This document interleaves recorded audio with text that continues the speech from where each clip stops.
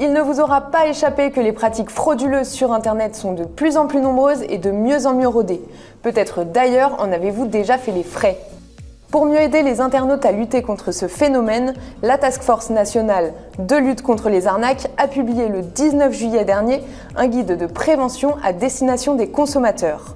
Entre arnaques aux achats en ligne, dropshipping, arnaques aux chèques bancaires ou encore faux sites administratifs, les 16 fiches détaillées proposent des conseils préventifs et pédagogiques. J'ai retenu pour vous 3 exemples expliqués dans le guide de la Task Force nationale de lutte contre les arnaques. Vigilance donc sur les achats en ligne. Elle vous conseille de vérifier l'identité des vendeurs afin de ne pas se retrouver avec un site façade sans entreprise existante derrière. Pensez aussi à vérifier les avis en ligne, la e-réputation de l'entreprise, surtout si vous ne connaissez pas le site. Attention aussi aux fausses offres de crédit et d'épargne entre conditions très attractives, crédit à taux bas et sans conditions de ressources ou encore placement très rentable et sans risque. Les gains rapides proposés sur ces sites sont souvent des arnaques. Rappelez-vous qu'un rendement élevé n'existe pas sans risque élevé.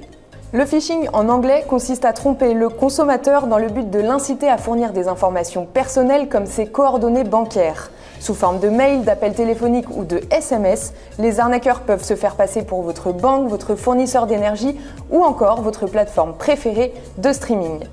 Le gouvernement conseille une grande vigilance sur une adresse mail que vous ne connaissez pas ou qui ne fait pas partie de vos contacts. Attention aussi aux noms de domaine qui peuvent ressembler à s'y méprendre, ainsi qu'aux fautes d'orthographe dans les messages envoyés. Si vous êtes victime d'une arnaque, plusieurs solutions peuvent exister.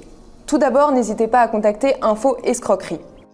Vous pouvez aussi effectuer un signalement sur le portail officiel du ministère de l'Intérieur, même si vous n'avez pas subi de pertes financières. Ce signalement pourrait être utile pour empêcher d'autres tentatives d'escroquerie. Des plateformes comme Pharos sont également à votre disposition pour signaler des comportements susceptibles d'être punis par la loi. D'ailleurs, Pharos est maintenant appuyé par la plateforme Thésée, qui est justement dédiée aux arnaques en ligne et qui permet de porter plainte en ligne rapidement.